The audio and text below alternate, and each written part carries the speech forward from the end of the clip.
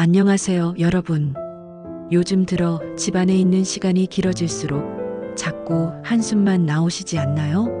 창밖을 바라보면 매일 보던 풍경인데 왠지 모르게 삭막하게 느껴지고, 아파트 엘리베이터에서 마주치는 이웃들과는 어색한 눈인사만 나누다 돌아서면 더 외로워지는 기분. 평생 살아온 동네인데 요즘엔 왠지 낯설게 느껴지진 않으신가요?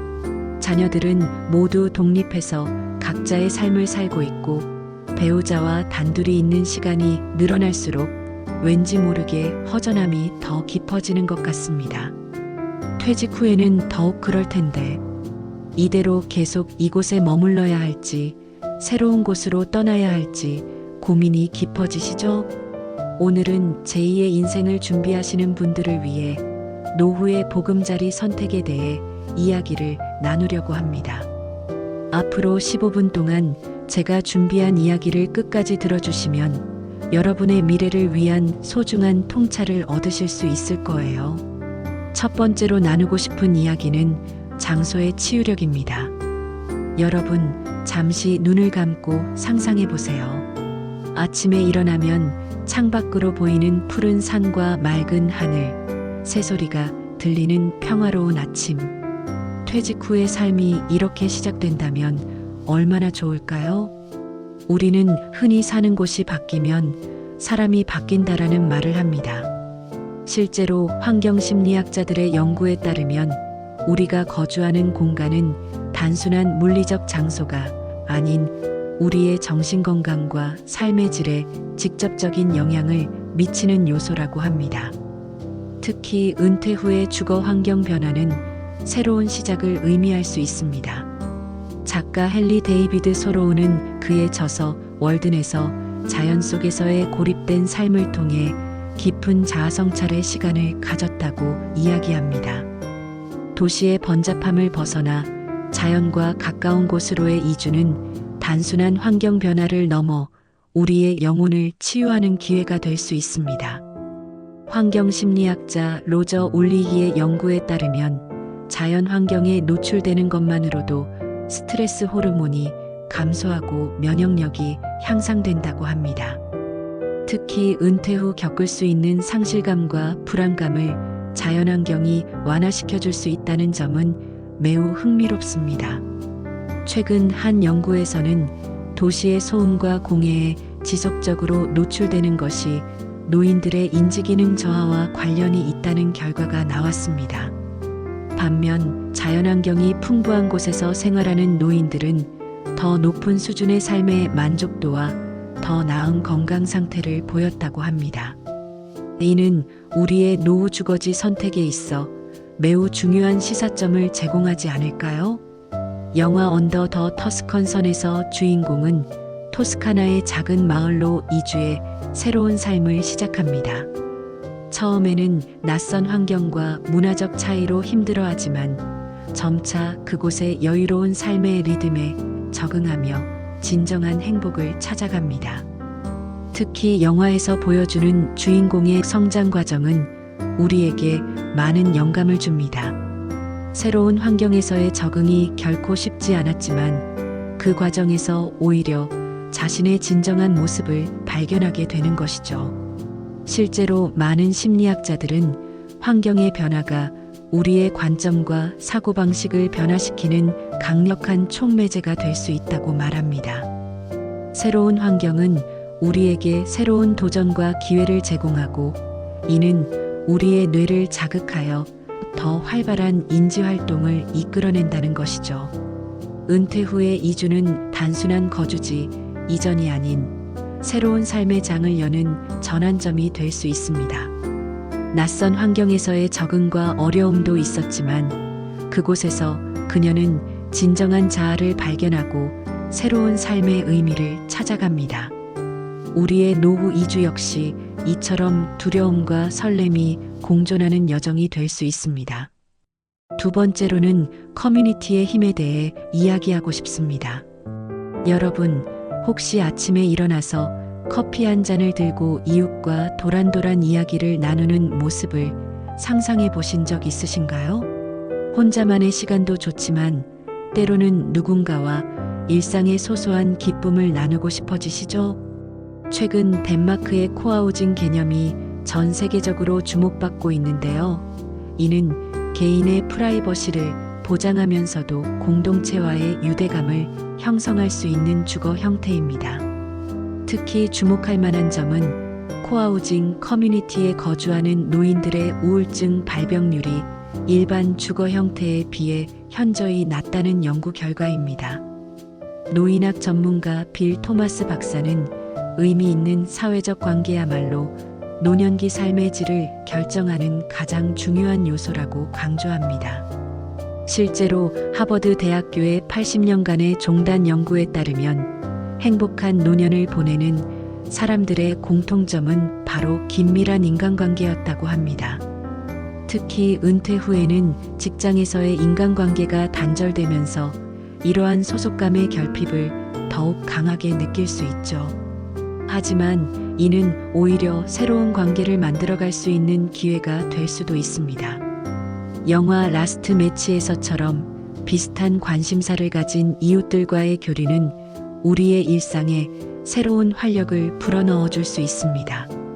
최근 일본의 멀티제너레이션 하우스 사례는 매우 흥미롭습니다. 이곳에서는 다양한 세대가 함께 어울리며 살아갑니다. 노인들은 젊은 세대에게 전통 요리를 가르치고 젊은 부부는 노인들에게 스마트폰 사용법을 알려주죠. 세대 간의 자연스러운 교류를 통해 서로가 서로를 돌보는 새로운 형태의 커뮤니티가 형성되는 것입니다. 나이가 들수록 우리에게 필요한 것은 단순한 주거 공간이 아닌 함께 나눌 수 있는 이웃의 존재입니다. 최근 덴마크의 코하우징 개념이 전 세계적으로 주목받고 있는데요. 이는 개인의 프라이버시를 보장하면서도 공동체와의 유대감을 형성할 수 있는 주거 형태입니다. 심리학자 에이브러햄 매슬로우는 인간의 기본적인 욕구 중 하나로 소속감을 꼽았습니다. 특히 은퇴 후에는 이러한 소속감의 결핍을 더욱 강하게 느낄 수 있죠. 영화 라스트 매치에서 노인들의 탁구 동호회 활동이 보여주듯 같은 관심사를 가진 이웃들과의 교류는 노후의 삶을 더욱 풍요롭게 만들어줄 수 있습니다. 실제로 최근 증가하고 있는 시니어 타운이나 실버타운의 경우 단순히 주거 기능을 넘어 다양한 커뮤니티 프로그램을 제공하고 있습니다. 독서 모임, 원예 클럽, 요리 교실은 물론이고 최근에는 디지털 교육 프로그램이나 창업 지원 프로그램까지 운영하는 곳들이 늘어나고 있죠. 특히 주목할 만한 것은 재능 나눔 프로그램입니다. 예를 들어 전직 교사였던 분들은 지역 아이들의 학습을 도와주고 회사에서 재무 업무를 하셨던 분들은 이웃들의 재테크 상담을 해주는 시기죠. 이처럼 자신의 경험과 지식을 나누는 과정에서 새로운 삶의 보람을 찾는 분들이 많습니다. 사회학자 로버트 퍼트넘은 그의 저서 볼링 언론에서 현대 사회의 가장 큰 문제점으로 사회적 자본의 감소를 지적했습니다. 하지만 이러한 시니어 커뮤니티들은 오히려 새로운 형태의 사회적 자본을 만들어내고 있는 것이죠. 서로의 지식과 경험을 나누고 함께 성장해가는 과정에서 진정한 의미의 공동체가 형성되고 있습니다. 더불어 최근에는 온라인 커뮤니티의 중요성도 커지고 있습니다. 코로나19 이후 더욱 활성화된 온라인 소통은 이제 시니어들에게도 익숙한 문화가 되어가고 있죠. 화상 채팅으로 멀리 있는 가족들과 대화하고 SNS로 관심사가 비슷한 친구들과 소통하는 것이 일상이 된 것입니다. 따라서 노후의 주거지를 선택할 때는 이러한 디지털 인프라의 구축 여부도 중요한 고려사항이 되어야 합니다. 세 번째로 중요한 것은 접근성과 편의성입니다. 여러분, 혹시 나이 들수록 가까운 게 좋다라는 말을 들어보셨나요? 단순한 속담이 아닌 이 말 속에는 깊은 진리가 담겨 있습니다. 나이가 들수록 우리에게 필요한 것은 의료시설, 문화시설, 대중교통과의 접근성입니다. 하버드 고령화 연구소의 연구에 따르면 노인들의 삶의 질은 주변 인프라와 밀접한 관련이 있다고 합니다. 특히 병원까지의 거리, 대중교통 이용의 편의성, 산책로나 공원과의 접근성이 노인들의 신체적, 정신적 건강에 직접적인 영향을 미친다는 사실이 밝혀졌죠. 도시계획 전문가들은 이제 고령 친화 도시라는 개념을 강조합니다. WHO가 제시한 고령 친화 도시의 8가지 가이드라인에는 외부 환경과 공공시설, 교통, 주거 환경, 사회 참여, 존중과 사회 통합, 시민 참여와 고용, 의사소통과 정보 지역사회 지원과 건강 서비스가 포함됩니다. 이는 단순히 물리적 환경뿐만 아니라 사회적, 문화적 환경까지 고려해야 한다는 것을 의미합니다. 특히 주목할 만한 것은 최근 등장하고 있는 컴팩트 시티 개념입니다. 도시 내에서 모든 필요한 시설이 도보 15분 거리에 위치하도록 설계된 이러한 도시 계획은 노인들의 독립적인 생활을 가능하게 합니다. 결론적으로 노후 주거지는 복지시설이 잘 갖춰진 곳을 선택하는 것이 현명합니다. 특히 도서관, 병원, 공원, 대형마트가 가까이 있는 곳이 좋습니다. 이러한 시설들이 가까이 있으면 외출이 쉬워지고 이는 자연스럽게 활동적인 노후 생활로 이어질 수 있기 때문입니다. 실제로 이러한 시설들과 가까운 곳에 사는 노인들의 우울증 발병률이 훨씬 낮다는 연구 결과도 있습니다. 프랑스 파리시는 이미 15분 도시 프로젝트를 실행 중이며 많은 도시들이 이를 벤치마킹하고 있죠. 일본의 도요타위 빌리지는 이러한 개념을 실현한 좋은 예시입니다. 이곳에서는 자율주행 셔틀버스가 마을 곳곳을 순회하며 모든 주요 시설이 전동 휠체어로 10분 이내에 도달할 수 있는 거리에 위치해 있습니다. 더불어 인공지능과 사물인터넷 기술을 활용해 거주자들의 건강 상태를 모니터링하고 응급 상황에 즉각적으로 대응할 수 있는 시스템을 갖추고 있죠. 하지만 이러한 첨단 시설만이 답은 아닙니다. 오히려 소도시나 농촌 지역에서도 충분히 편리한 노후 생활이 가능합니다. 최근에는 많은 지방자치단체들이 작은 병원, 작은 영화관 같은 문화시설을 확충하고 있으며 교통약자를 위한 수요응답형 버스 서비스도 확대되고 있습니다. 특히 주목할 만한 것은 스마트 빌리지 프로젝트입니다. 농촌 지역에 ICT 기술을 접목해 의료, 교통, 교육 등의 서비스 접근성을 높이는 이 프로젝트는 도시의 편의성과 농촌의 여유로움을 동시에 누릴 수 있게 해줍니다. 예를 들어 원격 진료 시스템을 통해 서울의 대형 병원 의사와 상담할 수 있고 드론 배송 서비스로 필요한 물품을 신속하게 받아볼 수 있죠. 소설 라벤더의 향기에서처럼 우리의 노후는 편안하면서도 활기찬 삶이 되어야 합니다. 그러기 위해서는 필요한 시설들과의 접근성이 보장되어야 하죠. 하지만 이는 반드시 대도시에 있어야 한다는 것을 의미하지는 않습니다. 최근에는 지방 중소도시들도 충분한 인프라를 갖추고 있으며 오히려 더 여유롭고 쾌적한 환경을 제공하기도 합니다. 네 번째로 고려해야 할 것은 경제성입니다. 여러분, 노후에는 적게 벌어도 적게 쓰면 된다는 말을 들어보셨나요? 하지만 현실은 그리 단순하지 않습니다. 노후의 주거지 선택에서 경제적인 측면을 간과할 수 없습니다. 하지만 이는 단순히 주택 가격만을 의미하지 않습니다.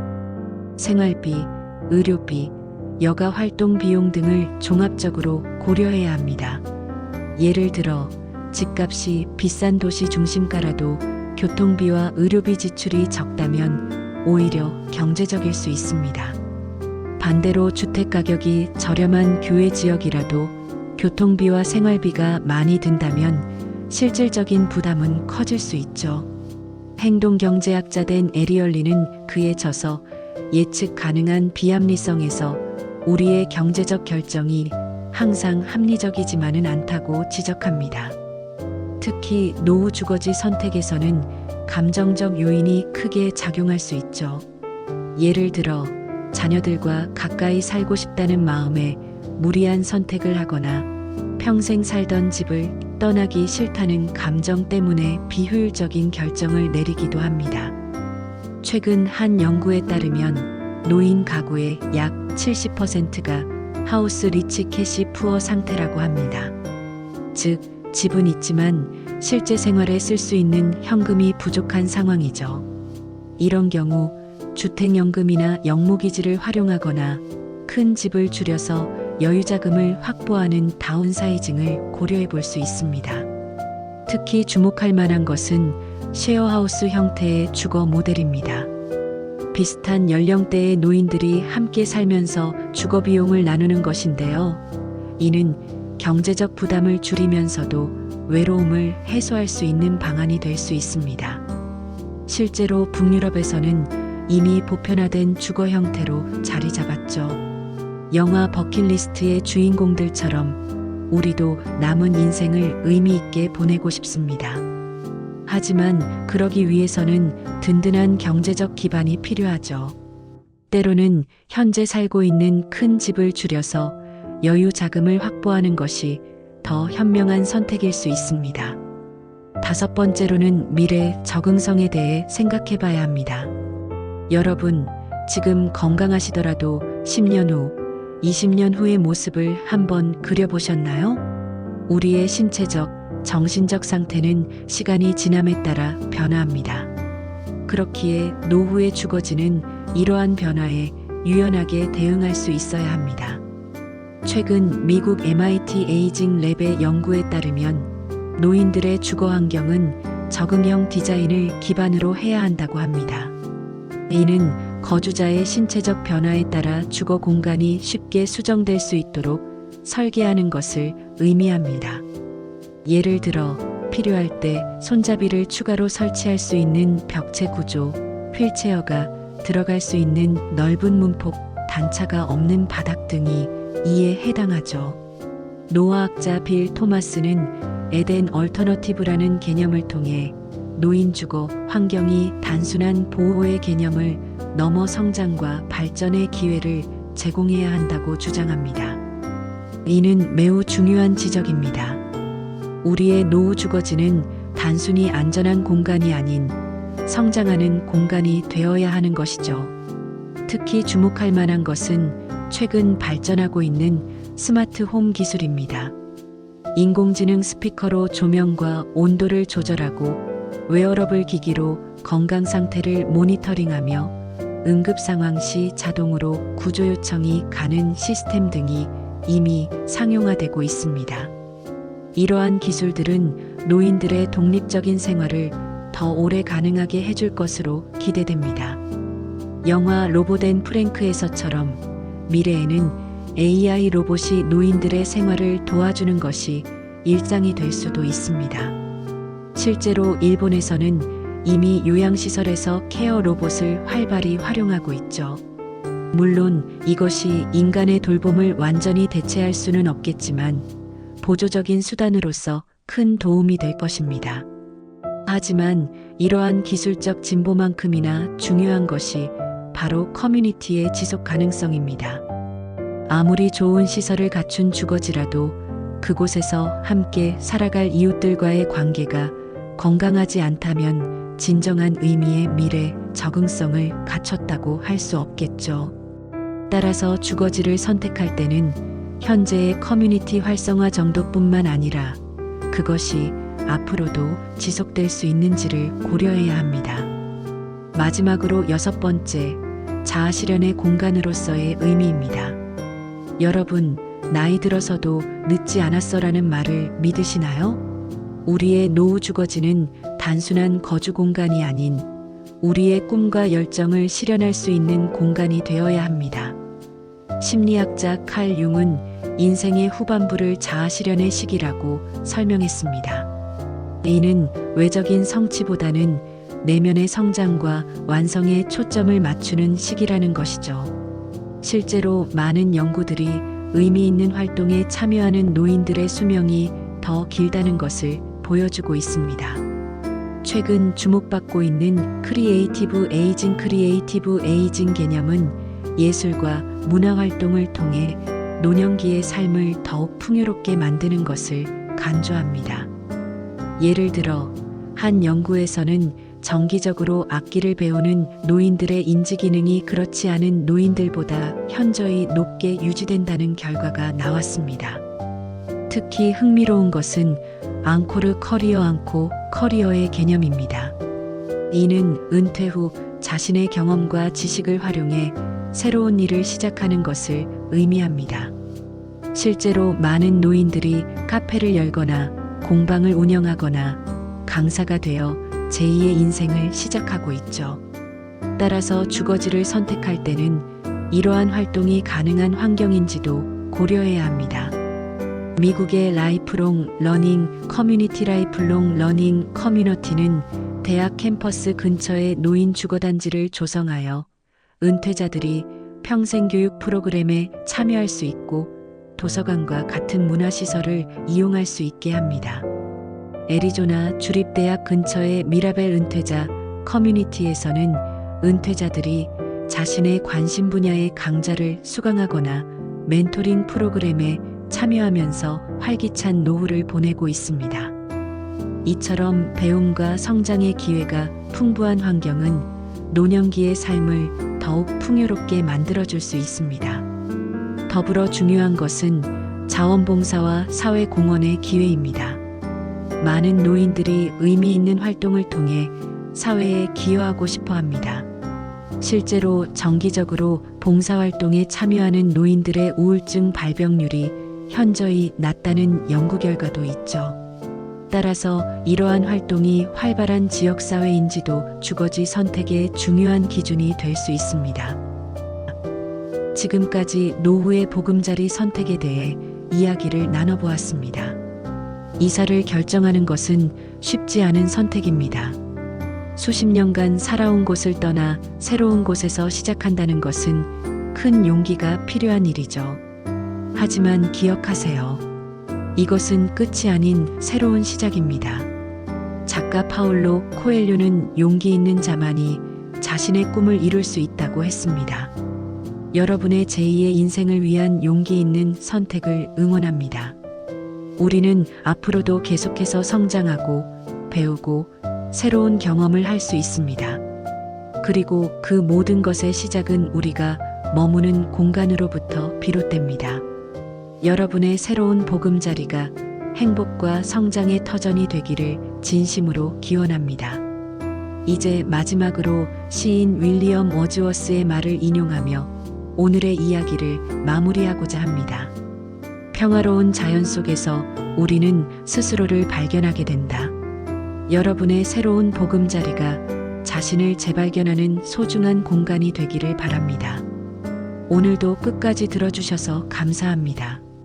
다음 시간에 더 좋은 이야기로 찾아뵙겠습니다. 행복한 하루 보내세요.